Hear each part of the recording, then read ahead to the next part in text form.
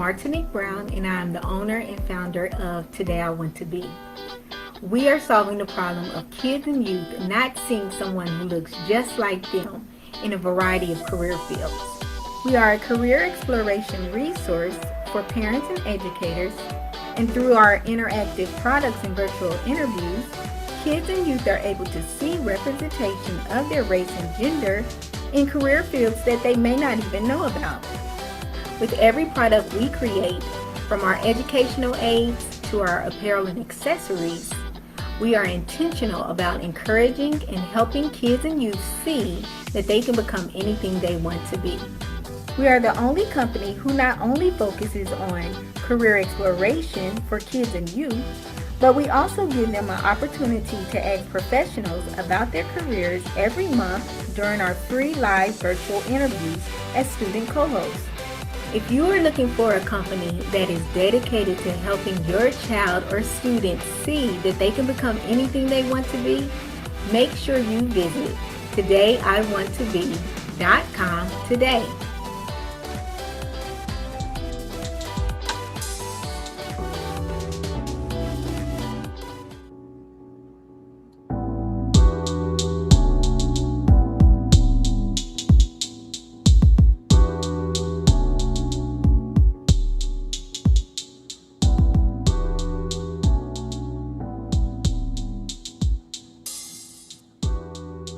Calling all authors and publishers. Did you know Everything Authors has a free downloadable directory of platforms you can promote your book on? No longer will you have to search multiple places to market your book because you can find them here. Download your list today at everythingauthors.com/free-resources. That's everythingauthors.com/free-resources.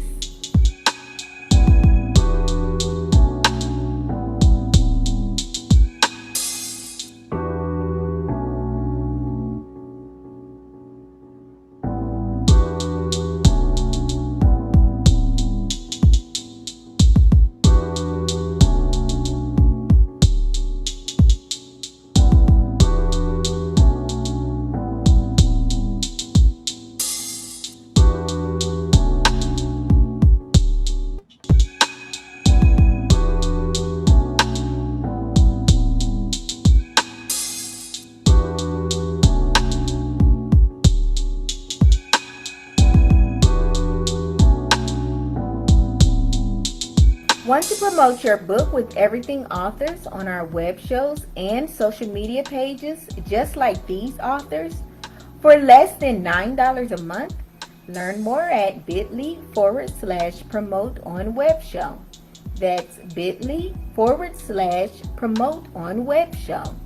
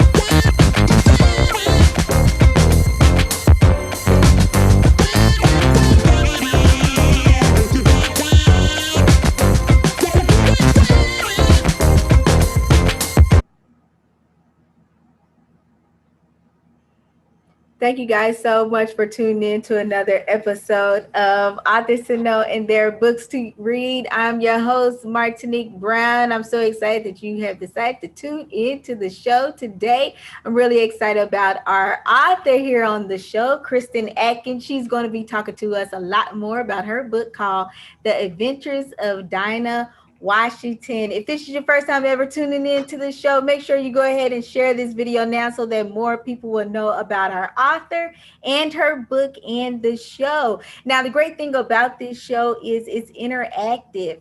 So if you are tuning in, you can actually post your questions and your comments. So if you're watching from any other page other than Martinique Y. Brown, Everything Authors, or Christians, personal page, I need you to come on over to one of those three pages and post your questions and comments, and I can actually relay those to Kristin as well. So now another great thing about this show is you don't have to Google anything. So now once you hear The Adventures of Dinah Washington, you say, man, this is a great book. Let me Google it right quick. You don't have to Google it because that purchasing link is right there in that description box. So right there next to that $sign, you can click on that purchasing link. We're just going to give you a taste of the book right now. But once you click that purchasing link, you'll be able to get a book summary. Now, another great thing is if you want to follow Kristin, make sure that you follow her on her Facebook page. That's also listed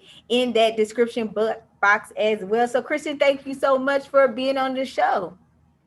Thank you for having me. It's always You awesome are to talk welcome. about my book. You, you are welcome. So, can you tell the viewers just a little bit more about yourself and how long you've been a published author? Well, I am Elder Kristin Atkins. I'm an ordained elder, and I've also been teaching for 27 years, Oh, wow. teaching the beautiful children of Chicago Public Schools. I became a published author about a year ago. Mhm. And I'll tell you a little bit about it once you kind of ask me that question. I don't want to tell too much because I Yeah. can go on and on.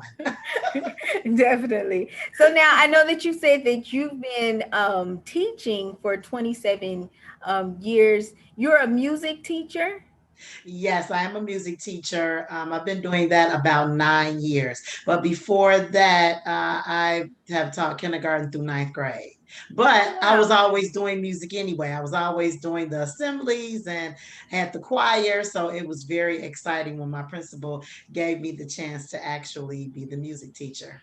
So now what do you like the best? Do you like being like teaching a subject, or do you like being the music teacher better? Which one you like the most? Oh, that's a no-brainer. I love music. Music is my passion. Mm-hmm. So it was very exciting for me to take on this challenge. And with me taking on that challenge, I always have brought in partners. So I've worked with the Jaffrey Ballet and the House of Blues because I sang at the House of Blues for like 17 months. So I brought them in to talk to the kids, the That's so auditorium theater. good. I've just exposed them to everything that I have been exposed to, and so it makes me feel really good when I take school wide field trips and they say thank you, Mrs. Atkins, for taking us on the trip because Mm-hmm. then it was all worth it. Yeah.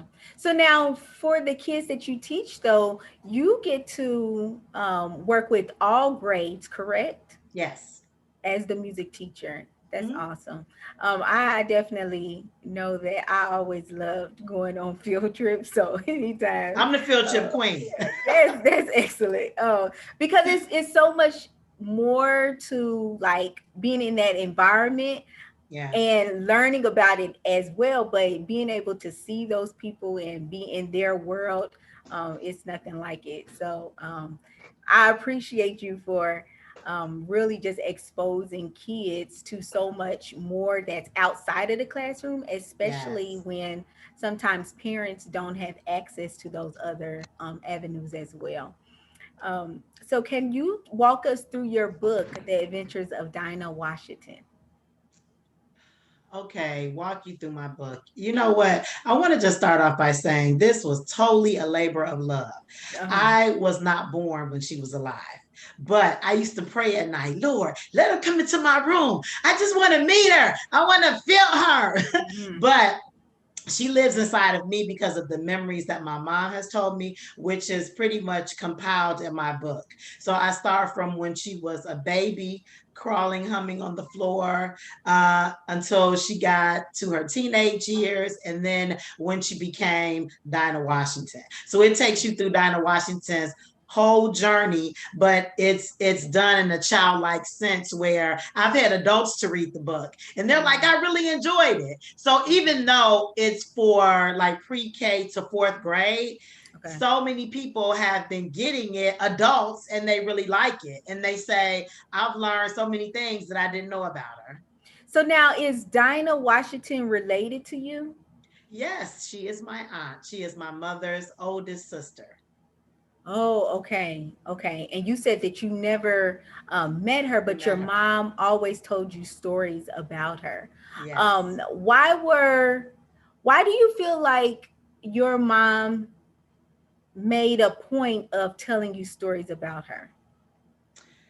Well, because actually that's keeping up with, even back from slavery. They told how they came to be and who they are. So she was just following the rich tradition of African Americans, how we tell our children stories just to keep our history alive. And Hmm. so that was like a major part, because my mother was an educator as well. Now Hmm. she was a music teacher for about 25 years, Oh, and then wow. she became a counselor. But some of her famous students are Shaka Khan and Jody Watley, Walter Whitman of the Soul Children of Hmm. Chicago. So she has students everywhere. Hmm. Hmm. So she kind of just instilled a love for music, because I went to all different type of concerts and operas and ballets. She really made sure that I was a well-rounded person, and a part of that was knowing that my aunt was the queen of the blues. She was Hmm. the first queen of the blues. Other people have come along and said they were the queen, but Yeah. she was the original. Yeah, yeah, yeah. So now I know that you were saying that you actually tell us about Dinah's childhood. Can you talk to us a little bit about that and how she grew up? Well, I know the name of the book is Dinah Washington, but I feel most comfortable calling her Aunt Ruth, because Okay. that's what I called her. Mm-hmm. So my aunt Ruth was born Ruth Jones in Tuscaloosa, Alabama, and she moved to Chicago when she was about 4. She Okay. was a child prodigy, which a lot of people didn't know. And how they found out is because my grandmother was a pianist as well as my mom and my aunt, who's now passed away now. But she used to hum when she was a child. She would hum and she would, Mm. just crawl. And then one day they went to church when she was a little older, about 7, and she just got on the piano and started playing the hymn. Oh, And wow. so my Mm-hmm. grandmother was like, "Oh my goodness, I have to get my child a piano." So my grandmother spent $25 and got her a piano. Mm-hmm. And so her journey kind of started there. So she did sing with the Sally Martin singers when she was a lot younger. And so the father of gospel, Thomas Dorsey, she was also, around him as well. So she really had strong gospel roots. Mm-hmm. Mm-hmm. So now I know that you were saying that, you started the story when she was younger. What year are we starting the book in? We're starting the book about 1929. Oh, wow. Okay. Okay. And you actually have pictures of her. Yes. We only had like one picture, but Mm-hmm. Mary Abbey, who was the illustrator out of London, she did a phenomenal job of capturing all of the pictures that I sent to her to put into the book. That's good. That's good. Yeah. Now, I always like to educate other potential authors that may be watching. How did you find this? I mean, not publisher, but how did you find this illustrator all the way in London?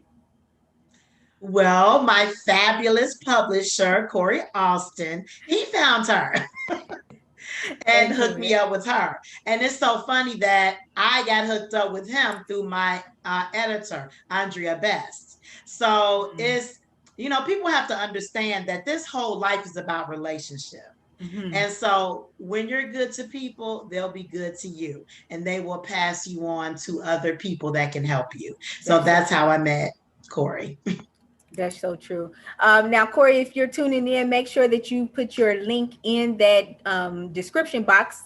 If you are someone that is looking to write your book and you want to get it published, you heard it right here. I know that you also saw Demita on the show, and now you have Christian. Kristen, he actually published both of their books, so you know that's two referrals right there. But Corey, make sure you go ahead and put your website link in that description box right there in the comment field as well. So now I know that you take us beginning in the year of 19 around 1929 for us. How do you think that kids will be able to relate to a story that starts way back then like that? Well, I have to be honest. I read it to my kindergarten students, like Did when I was in you? the process of writing the book. Okay. And so when I got my final, draft of the book, I read it to them, and I saw how they were so interested in it, and they were Mm, interested without any pictures. So I okay. knew that I was onto something because Mhm. I wanted to make it so that someone as young as 5 years old could understand where the book was going. And I wanted to use words to create imagery so that they would be drawn into it. Mhm. So they were my test students. And then after I, tested it out on them, then I tested it out on other grade levels, and then they really loved it. Hmm.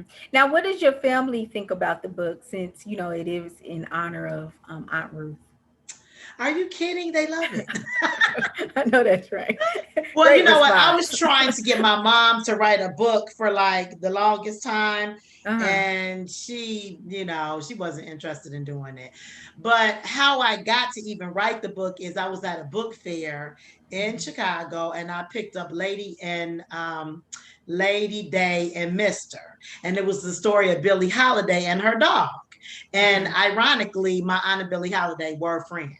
So when Hmm. I got finished reading the book, I said, okay, this is really getting to me. She has the book and my aunt doesn't have a book. I have got to write a book. That's the uh-huh. competitive nature in me. And then Uh-huh. not only that, I know kids don't really know who she is. And even though I've done presentations in the past and everything about her, I wanted her legacy to live on in the hearts and minds of children because Mm. I knew they could learn a lot from her, like her perseverance and coming up in the rural South and moving to Chicago and just going through all of the challenges that she went through.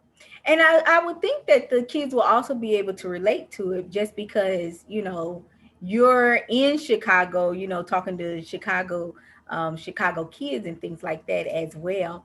But did you ever think about writing it as just a biography for adults? No, because there've been many books written. And then there have been plays, and we're working on a movie right now and a Broadway play. But I knew those things had already been done. This had never been done before. So Hmm. that's why I decided to take it on. Okay, okay. So now, do you know the story of how she came to have Dinah Washington as her stage name? Of course I do. Lionel Hampton saw her performing and he liked her so much. And he said, Ruth Jones isn't going to work. So Hmm. we need to change her name. And he came up with the name Dinah Washington. Mm, okay, okay. So now, why did you want to actually just write the book, The Adventures of Dinah Washington? Because my aunt was such an exciting person. She Mhm. was very feisty. I mean, and she was known for, if you were talking during her concerts, she would bless you out. So I knew people knew that about her, but I wanted to bring out more positive things about who she was and just the strength that she had. I mean, she was not the first, but one of the first women to headline in Las Vegas, Mhm. and she just headlined a lot of different venues. And I mean, in her day, she was a millionaire. Mm, And okay. so I do presentations on her. I just recently did one in Huntsville, Alabama, the Alabama Women of Jazz. Shout out to Patrice Bivens. She brought me down and I did a whole presentation. And so I knew that getting her story out there, I knew she would be relatable. And I knew she would be relatable to children and adults. Mm-hmm.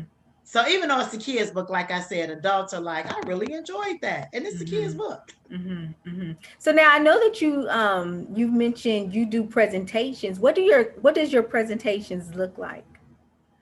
Well, it looks like listening to her music, Mm-hmm. sing a slide presentation on her life, and then I also sing her music. Okay, okay. So now, if you are tuning into the show, and maybe you want Kristen to come down to your city and do a presentation of Dinah, make sure that you reach out to her. Her Facebook link is listed in that description book as well. So now, what are some of the principles that you want kids and maybe even adults to learn from reading The Adventures of Dinah Washington? The two things that I really want them to be is inspiration. I want them to be inspired to know that they can do whatever they want to do despite obstacles. And then the second thing is dream, because without a dream, we really don't have purpose. So Mhm. when you have a dream, then you'll be inspired, and then you can make that dream manifest and it can really turn into something beautiful. And Mhm. so even in the back of the book, I have spaces for them to write what is their dream Oh, and what that's good. inspires them. That's excellent. So now let me ask you something. I know that you're a teacher in the Chicago area, and I'm not in Chicago. I'm in Orlando. But so many times the media really does portray Chicago as like a horrible place to live. How do you in Unfortunately. how do you inspire kids to continue to dream when they may see bad things all around them? Well, one thing that I do is, and this is not just for the kids that I teach.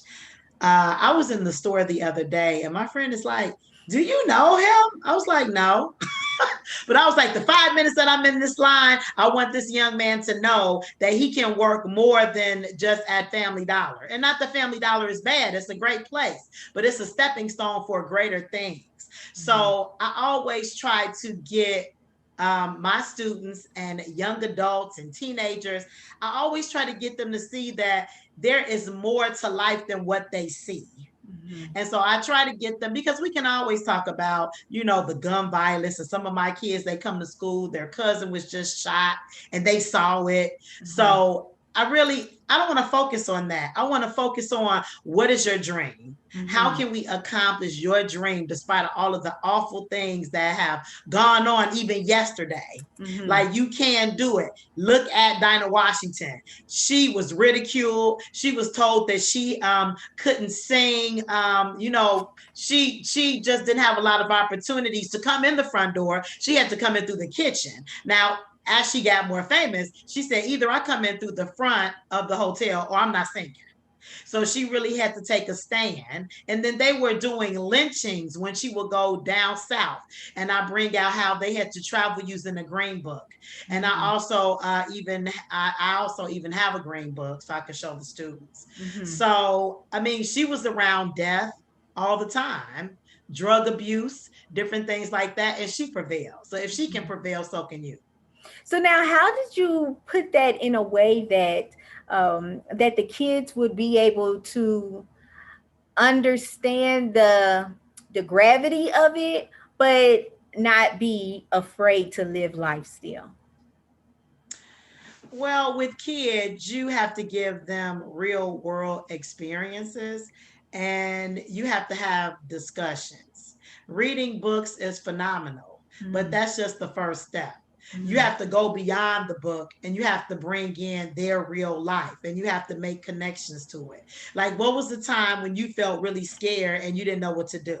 So Mhm. that's that social emotional component. Mhm. And once you tie those two together with facts from history and what's going on today, then they can kind of see, oh, wow, she went through a lot and she made it. So I can make it too. It may Mhm. be hard and it may be difficult. just like she experiences difficulty, but it can be done. And then I also I really bring out that African Americans as a people, we're very resilient and we are overcomers and we can do anything that we set our minds to. Mm-hmm. So inspiring them with our rich legacy of who we are as a people helps to inspire them. And so I just don't want to just inspire kids. I want to inspire anyone that is reading or that may hear one of my presentations.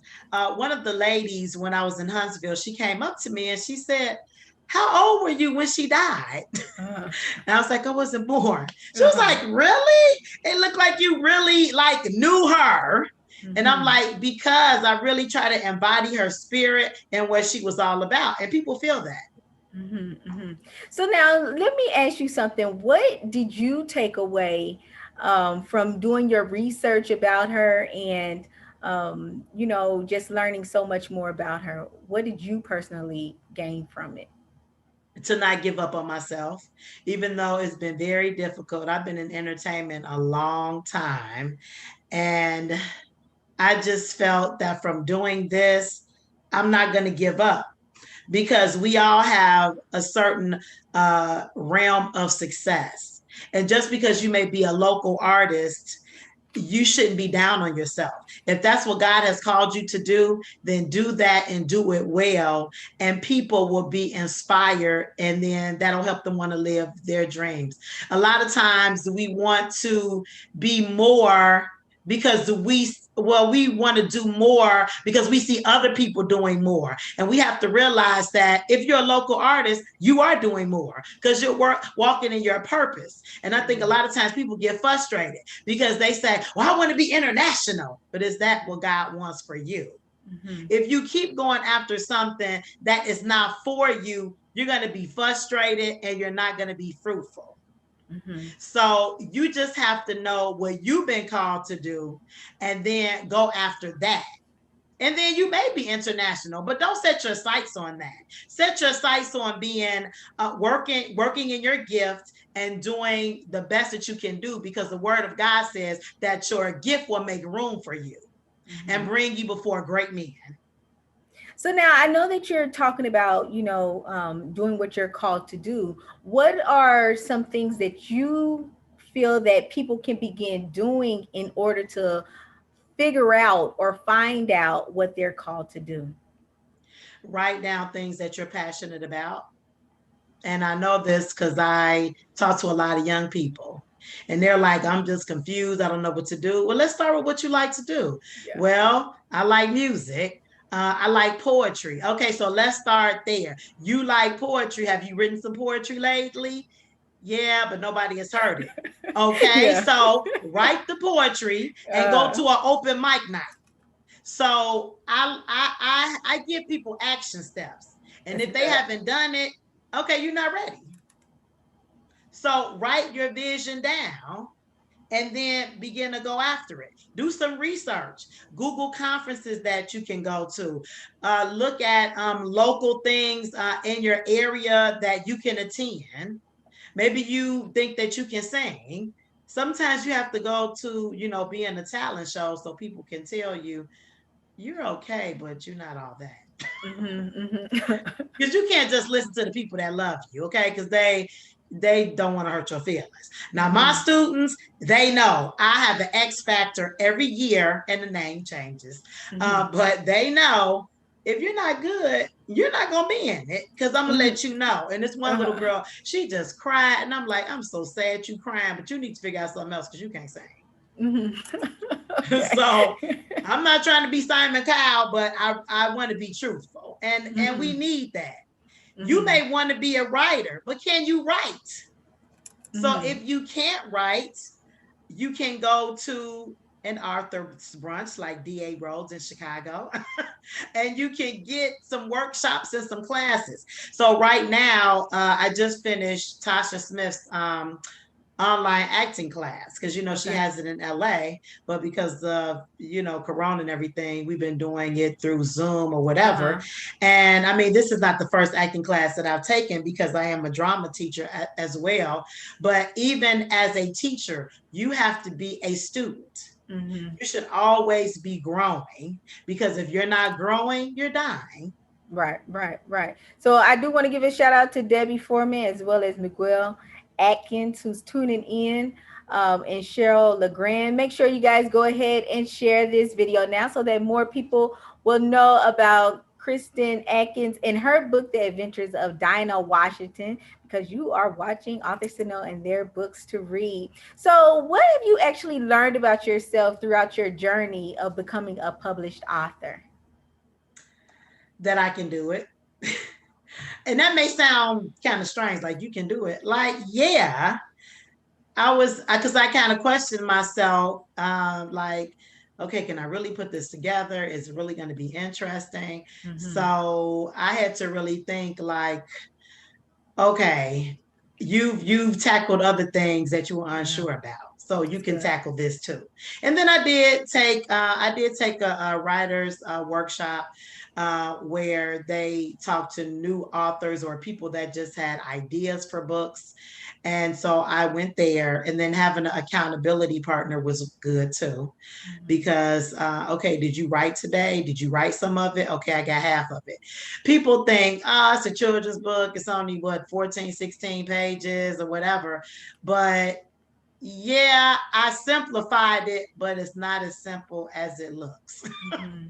Because you have to take all this information and you have to compile it where a child can understand it. Right, right. So you got to go through a lot of different processes, and people editing it and saying, okay, that doesn't make sense. Maybe you should put this in here. And also, you have to have a tough skin, because a Mm-hmm. lot of times as artists, we are protective of our work and we don't want anybody to criticize it. But if Mm-hmm. you don't want anybody to criticize it, you're not ready. Mm-hmm. Definitely, that is so true. So, can you talk to our viewers just about not limiting yourself and putting yourself in a box? Because you could have just said, okay, well, I'm a singer, I'm a music teacher, you know, I'm an evangelist, I'm not an author. And sometimes we'll do that to ourselves. We'll talk ourselves out of doing something that we really want to do, even when it is so different from what we've been doing. Did you ever struggle with any of that? Actually, no, Mm-hmm. because I have the saying, I sleep when I'm dead. And what I mean by that is, of course, I'm gonna get my rest or whatever, but I'm not gonna sleep on my dreams, because That's I want good. to die empty. Mm-hmm. So when you see my tombstone, you're gonna know that everything that God has put in me, I have given it back out.